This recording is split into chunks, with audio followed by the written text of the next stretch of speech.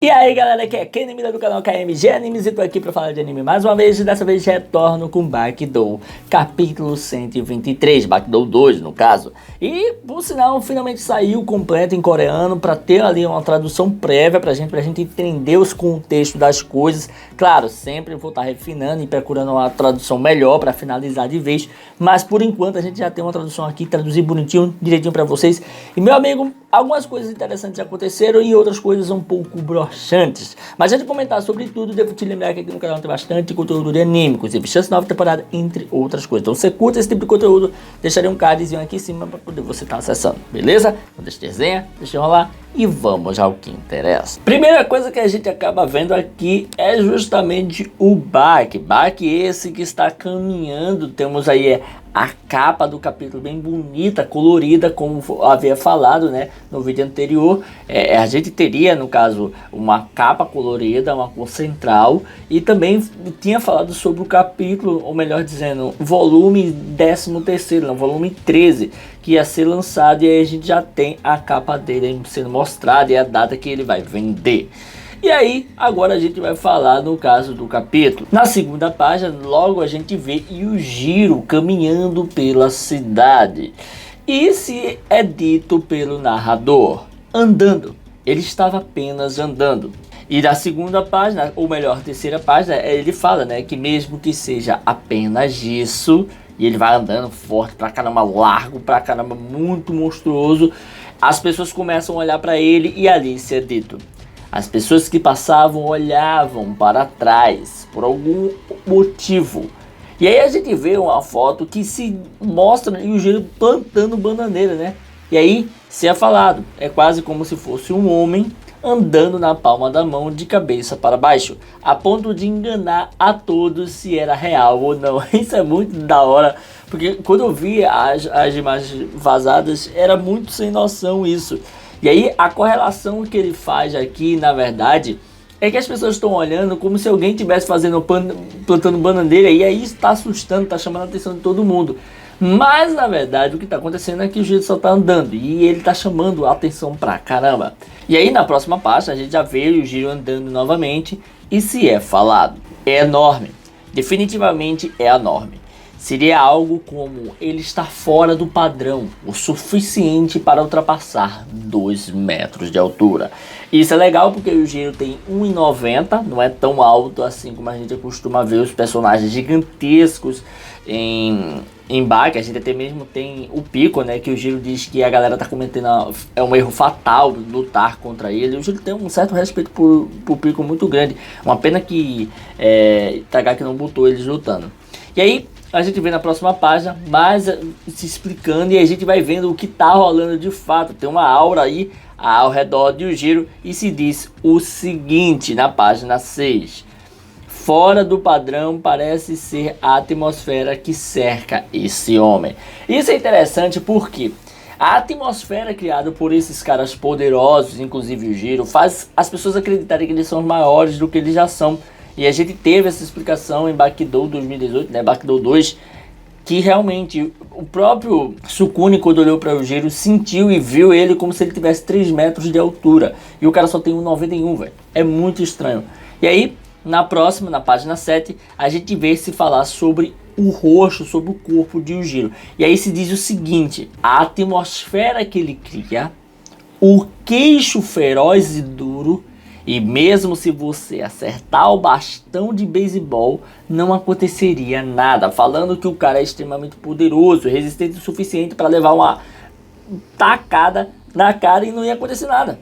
Ia ficar de boa. Depois se começa a falar sobre o seu corpo mais ainda e se diz resistente como a grande árvore que foi atingida pela neve e pelo vento desde os tempos antigos. Depois fala do pescoço dele, um pescoço cônico. Depois ainda vai se dizendo que algo empurra para cima a camiseta preta por dentro e seria os enormes ombros. Em seguida, na página 9, se mostra ali o peitoral de Yujiro e se fala forte e sólido como uma armadura, músculo peitoral espesso. Depois a gente vai, né, no caso, pro braço de Yujiro, grande pra caramba, cheio de veias poderosíssimas. E aí se é dito braços muito grandes, como se estivessem amarrados com um chicote de aço. Caramba! Olha aí, velho, às vezes do cara, ele tá fazendo uma correlação como se fosse chicotes de aço. Claro que isso não é literal, mas, mano, isso é insano, velho, de imaginar, velho, o poder que o Jiro tem, né? E depois se diz, né, o que diabos ele está fazendo, o que diabos ele está indo, para onde ele está indo, né, o que está rolando de fato. E aí a gente vê o rosto de Ujiro novamente, aquele pescoço parece um sapo boi, o bicho tá muito largo, velho. E aí ser dito o seguinte: a aparência que só pode despertar o interesse, né? Dizendo que a toda a aparência dele desperta o interesse. Pelo que dá a entender, todo esse início a gente tem aí só vangloriando e mostrando que é o Jiro e botando ele pra cima, coisa que a gente já sabe, não precisa muito disso, né? Mas eu acho que foi uma enrolação aqui do Itagaki nesse capítulo. Mas enfim, vamos ver o que ele vai trabalhar com relação a isso, né? Será que vai escalonar de novo o Jiro, ele ficando mais forte, mais próximo de fazer feitos incríveis e mais poderosos ainda? Vamos ver, né? E aí a gente vai para casa Tokugawa, e na casa Tokugawa tem alguém conversando com ele. Alguém esse que Tokugawa começa a falar e diz o seguinte: assim que a notícia chegou, eu intuitivamente reconheci, né? E aí vamos para outro lugar que mostra uma rocha gigantesca partida ao meio, e até mesmo uma corda partida. E se diz: a enorme rocha de Naso foi quebrada em duas junto com um fio de ouro. Onde mostra lá o fiozinho que está rasgado, né? A corda, os fios da corda. E aí, Tokugawa fala: é coisa sua, não é, Kihaya? Só que aí o Kihaya não fala muita coisa, e aí ele diz: apenas um. E de repente ele começa a explicar: eu não quero inventar desculpas. Na realidade, aquela pedra é maligna, é venenosa. Ele fala tudo isso sobre a pedra que estava lá. E aí é bem interessante porque essa pedra é real, tá? Essa pedra existe, e até mesmo o próprio o tradutor deixou uma nota aqui, mas a gente vai falar disso mais pra frente. E aí a gente vê que o Tokugawa fala com ele e diz: veneno? Eu não sei se é o Tokugawa que tá falando ou se é o próprio Kihaya que tá falando, mas aí o que acontece é o seguinte: ela libera veneno de dentro e mata as criaturas que se aproximam. Ela estava levando todos à morte. Bem interessante isso, né? A gente vê até mesmo que tem um rato morto ali. Não só insetos estão morrendo que chega perto dela. E aí Tokugawa fala, né? Então ela é a chamada Pedra da Morte. Como se ele indagasse algo ou tentasse explicar a ele o significado da pedra. E aí o Kihaya acaba falando: o que você disse é perfeito. E ali o Tokugawa não entende muito e diz: de que forma? Onde até mesmo tem a nota falando sobre a Pedra da Morte, né? Que em 2022 de agora, ela teve ali uma quebra, se rachou, quebrou. E no que quebrou, né? Isso chamou muita atenção e tal, porque é um mau presságio e tudo. E isso pode estar relacionado com algum misticismo aqui em Baki? Pode ser. Pode ser alguma coisa mística, ou realmente só o cara foi lá e quebrou mesmo. E aí, o que acontece é que o Kihaya fala: o que você acha? Algo daquele tamanho. Dizendo assim, para ele comparar ou algo do tipo. Essa parte é bem nebulosa, porque eu não entendi muito bem as indagações de Kihaya. Parece que ele tá drogado, velho. Parece que ele tá chapado, ele fica falando uns negócios nada a ver. E aí, em seguida, a gente vê o Kihaya ainda indagando algumas coisas e falando algo. E diz: eu sou o Kihaya, certo? E aí que naquele momento Tokugawa cai na real e se toca, né, que ele tinha realmente destruído a pedra e tal. E ele diz: você acabou com aquilo? E o Kihaya diz: apenas com um golpe. Nesse momento a gente vê que ele sente uma presença, olha para o lado e vê as coisas distorcendo. E quando isso acontece, alguém entra, e esse alguém é Yujiro. No que ele entra, Kihaya apenas faz uma coisa: ele observa o Yujiro. E no que ele observa o Yujiro, os dois têm o mesmo semblante, a mesma imagem.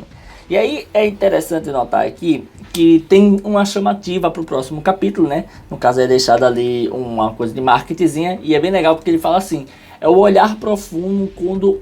é um olhar profundo como de criança à procura de comida. Isso é bem legal, né? Porque depois vai ser deletado isso, mas é bem interessante ver que eles deixaram um marketing aqui dizendo que eles estão famintos um pelo outro.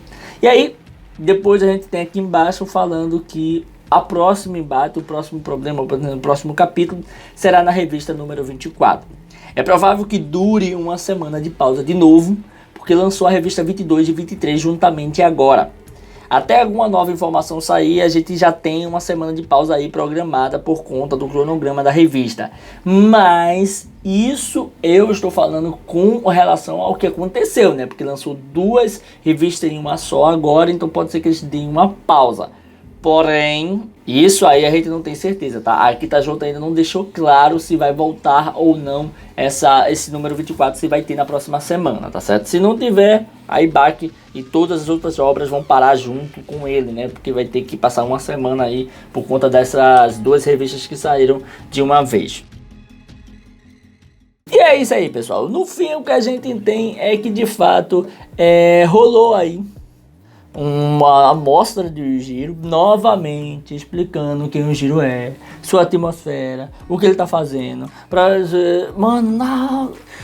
Quantas vezes já mostrou o Yujiro caminhando e indo pra algum lugar? Geralmente ele vai pra algum lugar e começa uma história ali, e no caso dessa vez foi ele indo pra casa do Tokugawa, né, e aí se encontrar com o cara.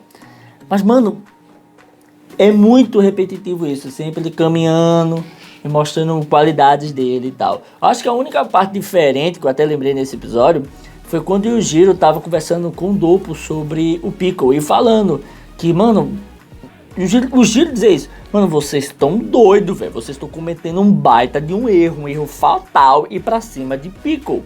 Ele tem um respeito por Piccolo, né? E aí, isso era uma coisa interessante, porque era um bate-papo entre o Yujiro e o Doppo ali, bem da hora. Mas quando a gente vê ali, agora é mais uma repetição de Yujiro caminhando só pra falar, olha, ele tem músculo, ele é forte, ele tá grosseiro, ele é muito forte. Mano, todo mundo sabe que o Yujiro tava evoluindo, então isso já tá ficando maçante e chato. A outra parte da obra, apesar de ser legal, tá?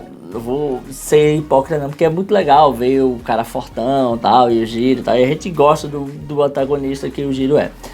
Mas ainda assim é maçante. E agora falando do novo personagem. Surgiu um novo personagem, eu fiquei até empolgado, interessado pra saber. Mas no fim, por mais que tenha mistério, a pedra ali e tal, parece que ele realmente quebrou a pedra. Ele deu um chutão lá, ele deu um burro, quebrou a pedra. E no que quebrou a pedra, ele causou um alvoroço. E aí ele faz correlação com o mundo real, né? Porque eu já disse a vocês, estamos em 2022, no tempo de Baki agora. Está em 2022. Não que os personagens estejam caducando velho, não passou a idade deles. Só passou o tempo que as coisas acontecem, já falei sobre essa linha do tempo, como funciona. Mas o fato é que a gente teve ali a destruição da pedra que existe na vida real, que é a pedra da morte, maligna e tal. E até o Kiraya, ele acaba dizendo, né, que ele fez isso porque era uma pedra maligna, então ele meteu o cacete lá e destruiu ela. E depois acabou falando que foi ele mesmo que destruiu, explicou direitinho, e ele é Kiraya, ele é o cara forte, overpower e pau. E aí, o mais interessante de tudo isso é que a gente vê que o Yujiro vai bater papo com ele. Mas por mais que seja interessante e mostre que eles estão afim, procurando ali alguém para lutar, alguém para extravasar, alguém para mostrar seu poder, até mesmo dar a entender que ele foi em Tokugawa para mostrar, dizer, ó, fui eu, cara, eu sou forte, me traz lutador forte que eu tô afim de lutar. Ainda assim, se ele for bater de frente com o Yujiro, vai ser uma porcaria, velho, vai ser que nem Sukune. O cara vai fazer alguma coisa, vai tentar ferrar o Yujiro, não vai conseguir, o Yujiro vai dar um tapa e vai derrotar ele. Vai ser isso. E vai ser mais uma repetição. Sem falar que começou-se uma ideia de saga com o Jack e cortou ela no meio. A não ser que esse cara seja um cara que queria lutar com o Jack. Mas, pô, mas outro cara de sumô pra lutar com o Jack. Talvez seja o Itagaki querendo forçar o sumô e tentar revitalizar essa ideia de que sumô é legal e fazer com que as pessoas gostem da ideia. Até porque a gente sabe muito bem que Sukune não funcionou de jeito nenhum. Talvez colocando outro personagem forte que tenha sumô nas costas, sumô ali carregando, funcione. Vai entender. Mas é isso aí, pessoal. Se você curtiu esse vídeo, dá aquele like, comenta, se inscrever e ativar o sininho para estar recebendo notificações dos vídeos que eu postar aqui todo dia. Tranquilo? Valeu, galera. Fui!